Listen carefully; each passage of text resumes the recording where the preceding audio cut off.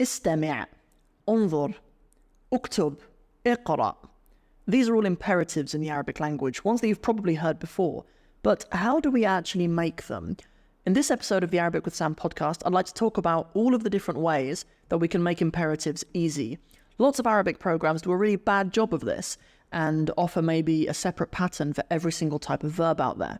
But in this episode of the Arabic with Sam podcast, I would like to give you some blanket rules that can be applicable to all imperatives throughout all of Arabic, inshallah. So, just to tell you what the ones that I mentioned at the beginning are, istami', listen. You quite often hear in Arabic classes, istami'u ilay. All of you, istami'u ilayya. All of you listen to me. Or you might hear, unzur, look, usually with unzur ila something. And also uktub, write, and iqra, read. So I want to give you a process. This lesson maybe requires a little bit of understanding of using verbs generally.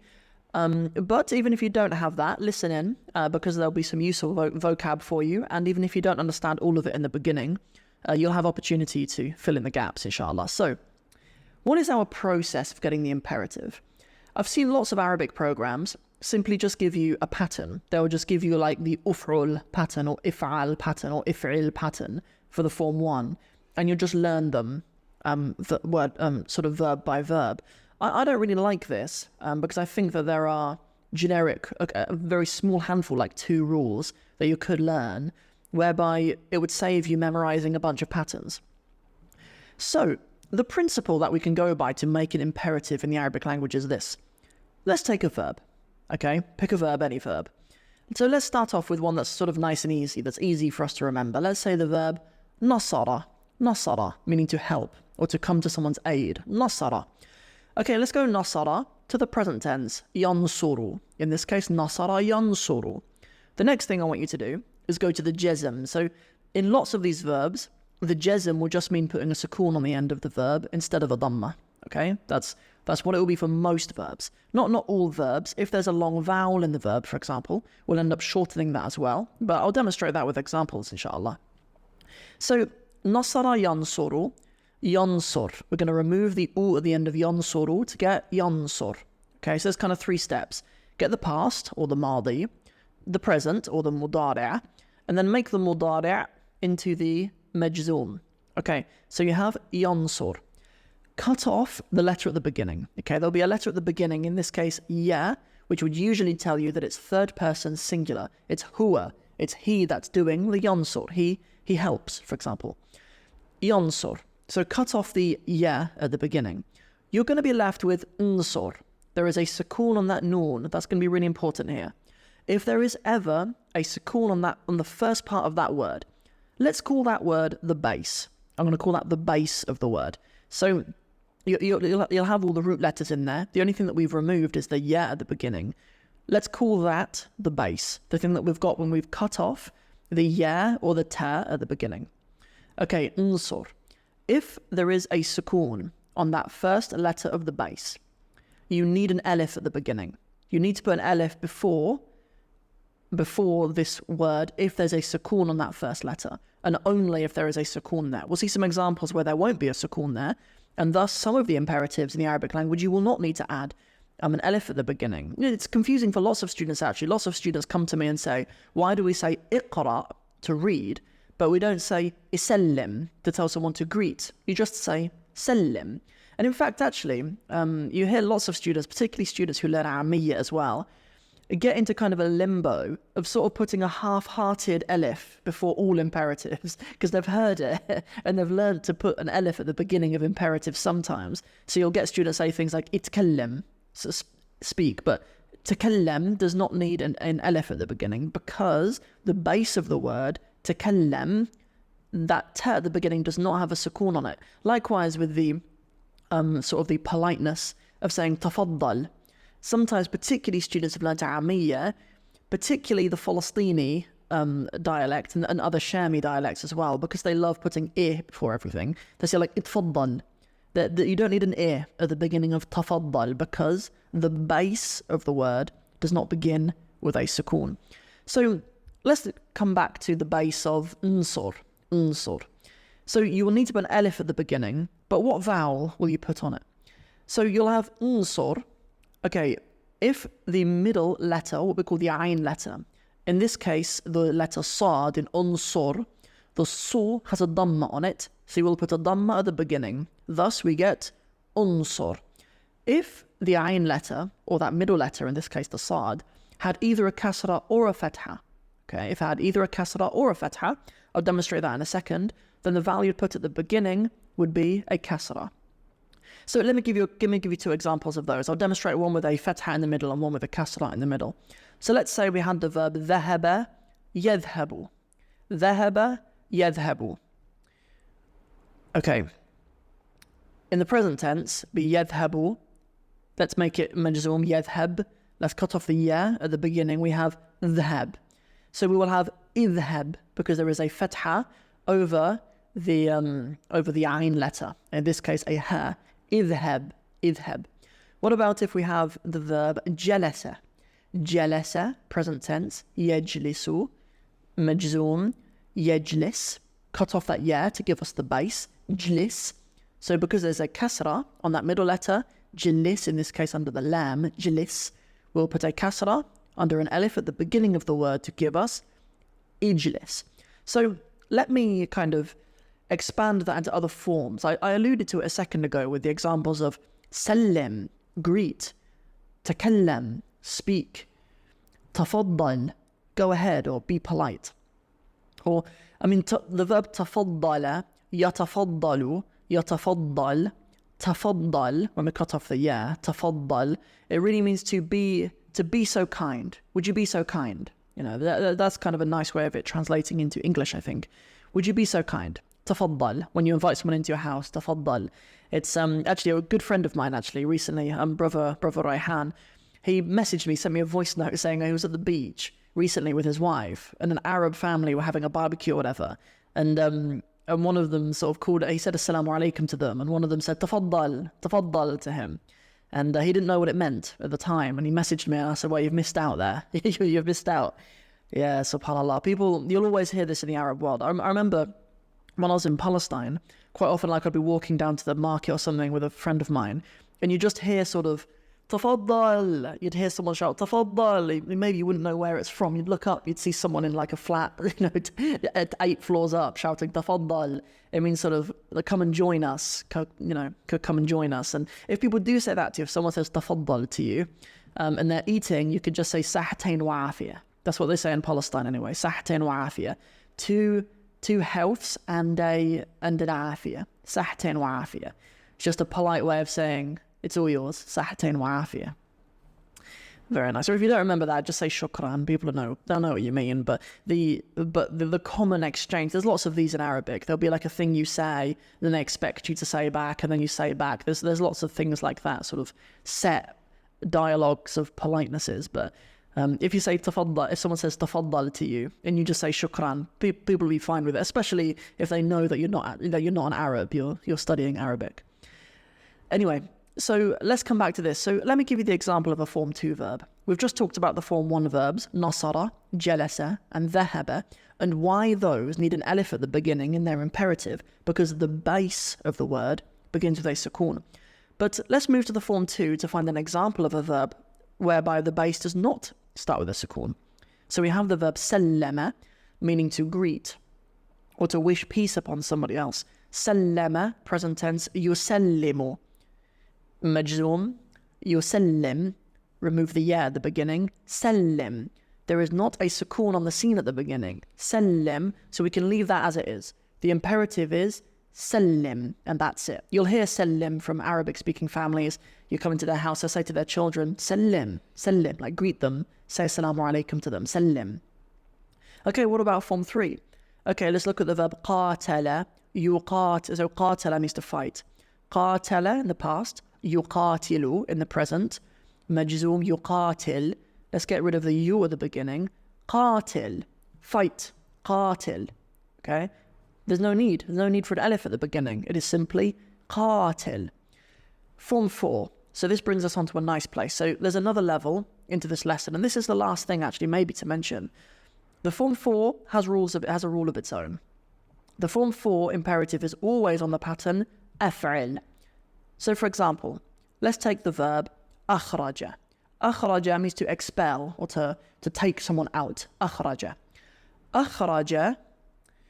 So akhraja, I mean the actual imperative is always akhrij.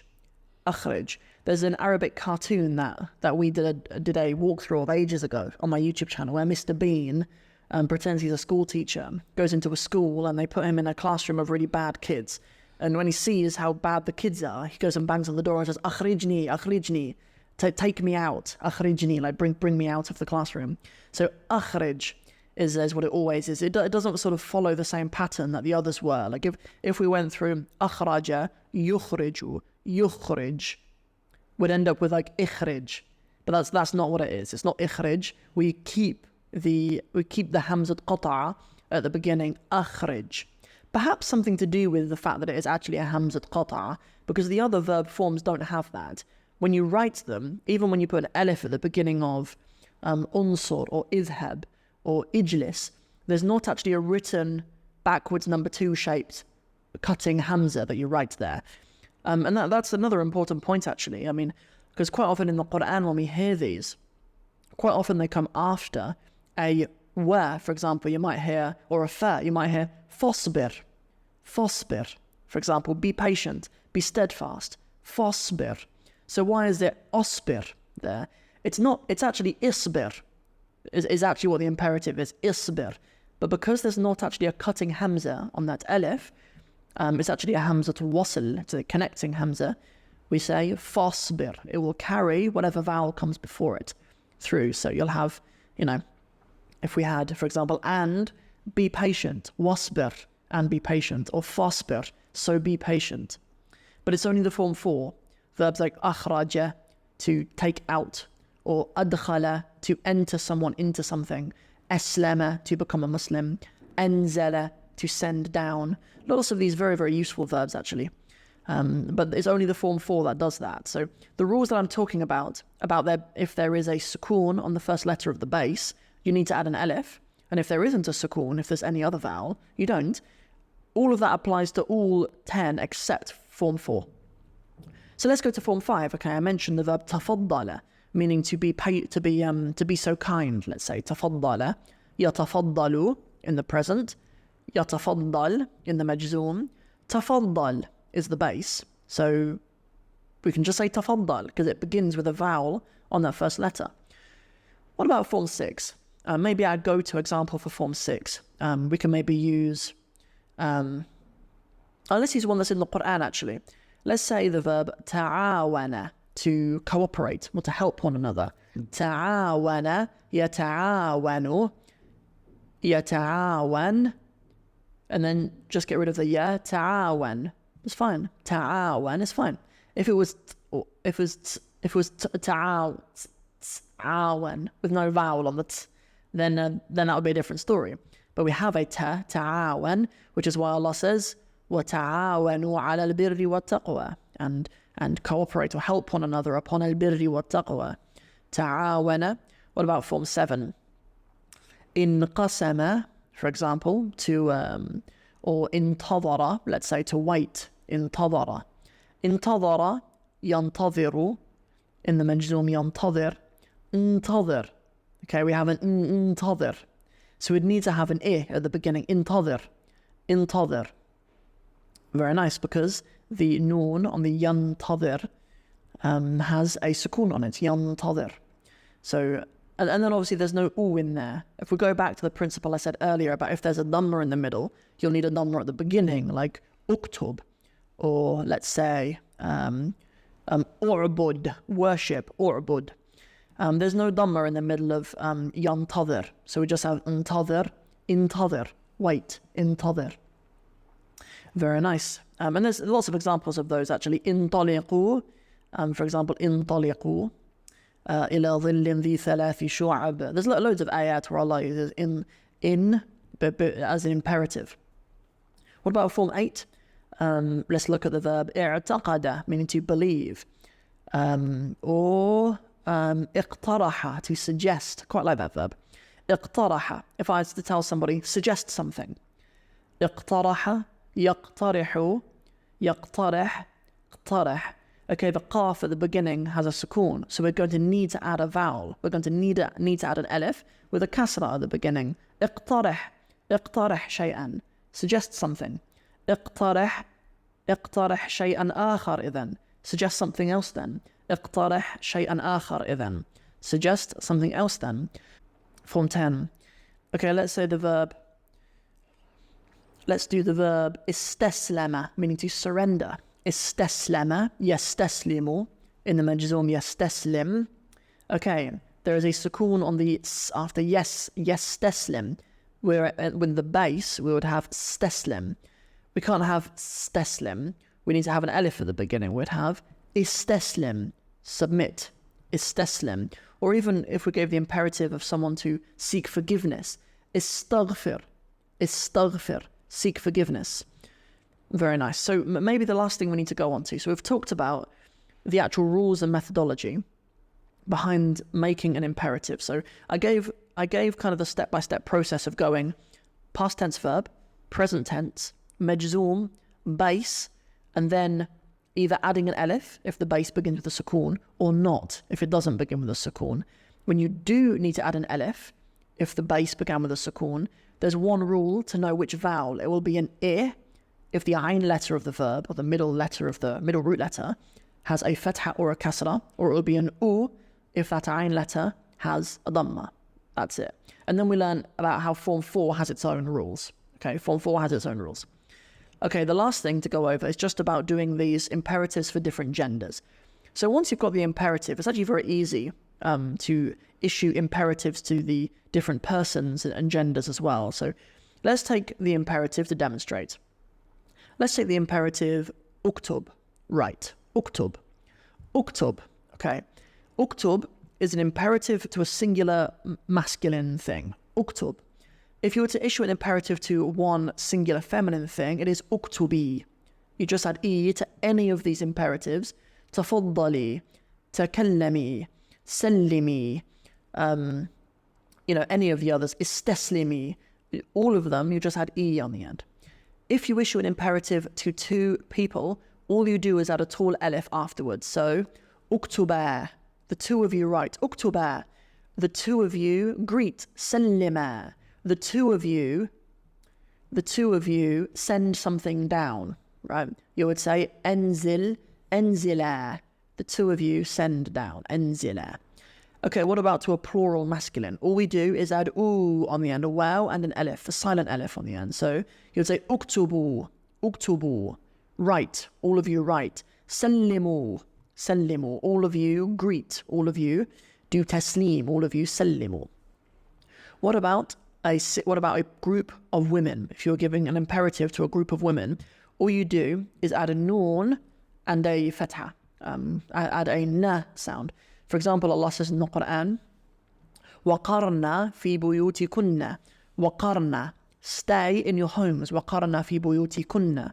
It's an imperative issued to the women. وَقَرْنَا فِي بُيُوتِكُنَّ, stay in your homes. So you would have uktubna, write. Sallimna, greet, for example.